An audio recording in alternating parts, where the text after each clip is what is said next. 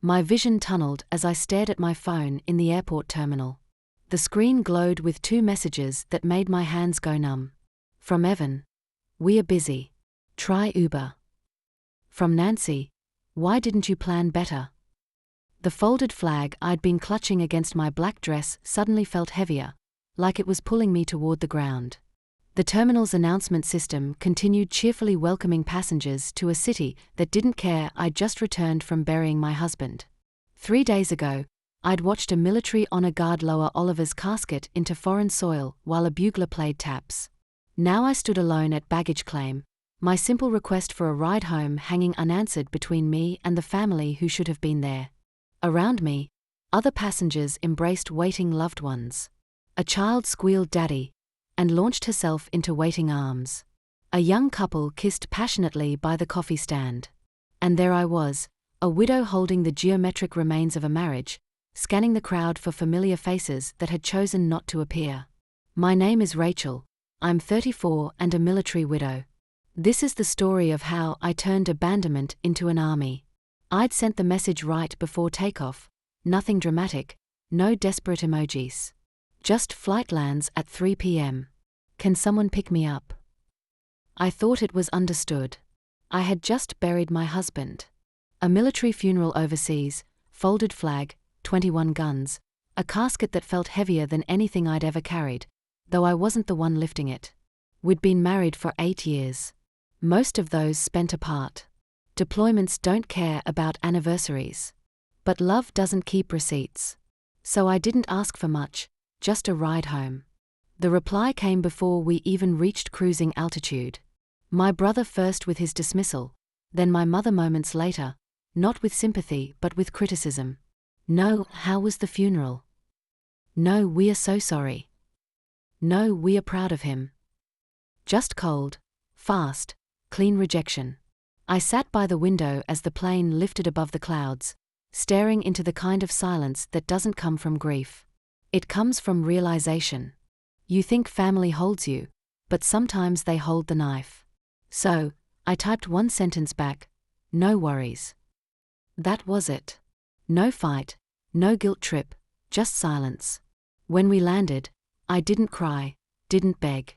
I pulled my coat tight, walked past the baggage carousel, past the other passengers hugging their people, and stepped outside to the pickup zone. What Evan and Nancy didn't know was who else had flown back with me.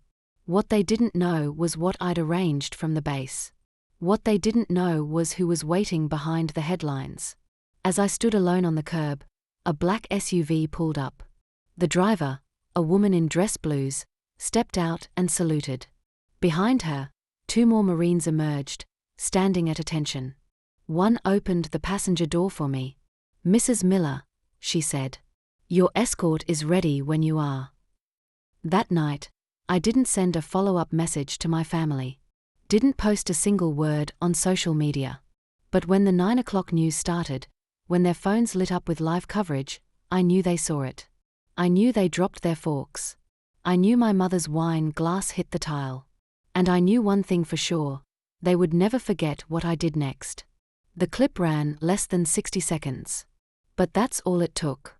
Evening news, middle of the broadcast, right after the weather, right before sports. The anchor spoke with that trained calm, the kind that delivers tragedies and triumphs in the same breath. Today, a widow returned home from her husband's overseas military burial alone, but not unnoticed. Then came the footage. The black SUV at the airport curb. Me stepping out, still in black, flag folded in triangle pressed against my chest. And behind me, 3 uniformed Marines, 2 women, 1 man, all in full dress. They didn't just escort me. They stood behind me, shoulders squared, backs straight like shields. The camera zoomed in just enough to capture the moment I turned and handed something to one of them. A small box, white ribboned. In an unexpected twist, the reporter continued, the widow was met not by family, but by her husband's former unit, who arranged a military-led tribute and personal escort. She declined interviews, but left behind one handwritten note for the press. And then the screen filled with it. My handwriting, my words, clear and steady. If you ever find yourself standing alone at the edge of grief, don't look for people who left you there. Look for the ones who show up anyway. RM. They didn't say my full name, but they didn't have to. Everyone in that family group chat knew exactly what they were watching. The camera panned out for the final shot, me walking away between two Marines, head high, back straight, into the black SUV. No tears, no interview, no begging for sympathy, just truth, dignified, broadcast on every major channel. And in living rooms across the city, in my mother's kitchen, in my brother's condo, phones dropped, forks clattered, and silence filled the spaces they thought were safe. They had sent a message. And now, so had I. The family group chat remained silent for the next 24 hours. No reactions, no apologies, not even an "I just saw the news." But silence tells its own story, and theirs was starting to unravel. My sister-in-law, Gabby, messaged me privately. Was that you on Channel 5? I didn't answer. She didn't ask again. But word was spreading. That image of me flanked by Marines, wrapped in grief but standing like a statue, was everywhere. And behind the scenes, the people who had left me stranded were scrambling to rewrite history. Nancy tried first. She posted an old photo on social media.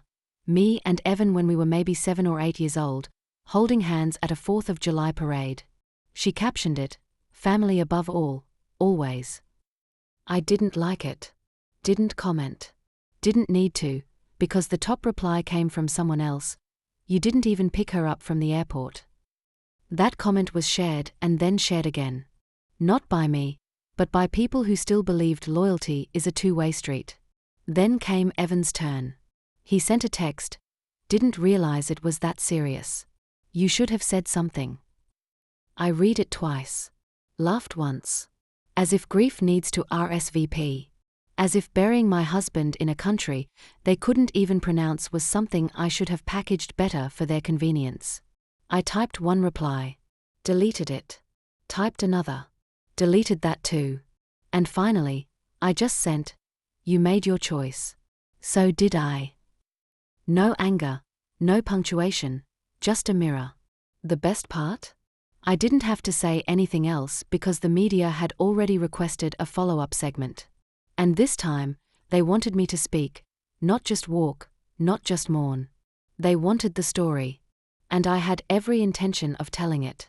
I hadn't planned on speaking publicly. Didn't want to. But silence protects the wrong people sometimes. So when the news station called again, asking if I'd be willing to share a widow's voice, I said yes. Not for sympathy, not for views, for truth. The interview took place in a quiet studio. No flashy lights, just a camera, a microphone, and the anchor across from me with soft eyes and a steady tone. He asked his first question carefully. "What happened when you landed?" I took a deep breath, then said the line I'd been holding in my chest for days. "I buried my husband with honor and came home to silence." The room went still. Even the cameraman stopped shifting. I told them what happened. How I'd sent one simple message. How I'd received 2 colder replies than the wind outside that airport terminal. How I didn't get picked up by my family, but I did get surrounded by people in uniform, people who knew what it meant to show up. I didn't name names. Didn't drag anyone publicly. But I did say this: blood doesn't make someone family. Presence does. The segment aired that night. Prime time. 6 minutes. One voice. No music. No montage. Just me. Steady. Raw. Real. The response was immediate. Strangers reached out. Veterans, widows, people who said they too had come home to empty driveways and quiet rooms. But the silence in the family group chat, that was different. Nancy left it without explanation. Evan changed its name from Family Sparkling Heart to Group. And me? I archived it. Because once you've been abandoned in your worst moment, you stop begging for people to become who they should have already been. This wasn't revenge. It was record. And now it lived beyond their control. It started small. A letter in my mailbox with no return address, just careful handwriting. "I saw you on the news." My husband never made it back. You made me feel less alone. Then it spread. Local veteran groups shared the clip. A Gold Star Mothers page reposted the full segment. A military spouse network reached out, offering support, flowers, and shoulders I hadn't asked for but suddenly needed. And then came the candlelight vigil, organized by strangers, attended by dozens. People I'd never met, people who knew the weight of folded flags. I stood in the back, hoodie up, eyes wide. They weren't just mourning with me. They were standing for me. For every person who ever sat alone at an airport curb when they should have been met with open arms.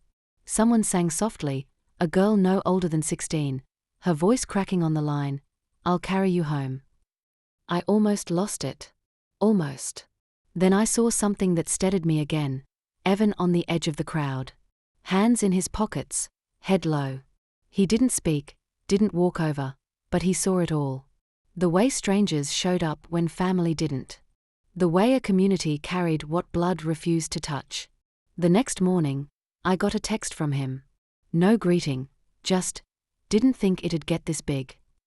I stared at the screen, thought about everything I wanted to say, then typed, "That's the thing about grief. It either builds walls or it builds bridges. You picked your side." No reply. That was fine. This story wasn't for him anymore. It was for the ones watching, the ones whispering, "Me too."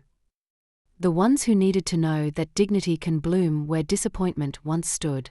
A few weeks passed. The flowers on my porch didn't stop. Neither did the letters. But something inside me shifted. I didn't want to just be a story people passed around. I wanted to build something. So I did. It started with a name, The Welcome Project. A non-profit for military spouses returning home alone. Airport pickups, meal trains, care teams, not sympathy, but support. The kind that shows up. Word spread quickly.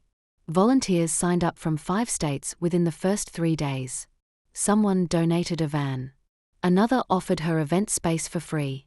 By week 2, we had our first welcome team at JFK Airport, standing at arrivals holding a sign that said, "We've got you." That photo went viral. Suddenly, the Welcome Project was featured in newspapers and on podcasts. And guess who called? Nancy. I let it ring. She left a voicemail, her voice cracking by the second sentence. "I didn't know how to help. I didn't think you'd want us there." I deleted it, not out of anger, but out of peace. Because I didn't need it anymore. Some wounds don't close because someone apologizes. They close because you stop bleeding for people who kept watching you drown. Evan messaged too, a donation receipt. Small. Anonymous. I knew it was him, but I didn't respond. This wasn't about guilt. It was about truth. The kind that builds vans and care kits and holds signs at airport gates when no one else shows up. Sometimes you don't burn bridges, you just build better ones somewhere else. When people ask me what started it all, this project, this movement, I always smile and say, a flight that landed at 3 p.m. and nobody came. They called it a quiet revolution. The article was front page. A photo of me at a Welcome Project event, arms around a young woman holding a folded flag against her chest, eyes red, smile fragile. Caption, "From grief to ground crew, how one widow changed coming home." The day it ran, I received a text from an unknown number, just a screenshot of the article. No message. I recognized the number. It was Nance's. That evening, I was invited to speak at a local memorial for military families. Not a performance, not a speech, just a story. I stood at the podium, the air thick with candlelight and a gentle breeze. Rows of faces looked up at me, some proud, some shattered, all listening.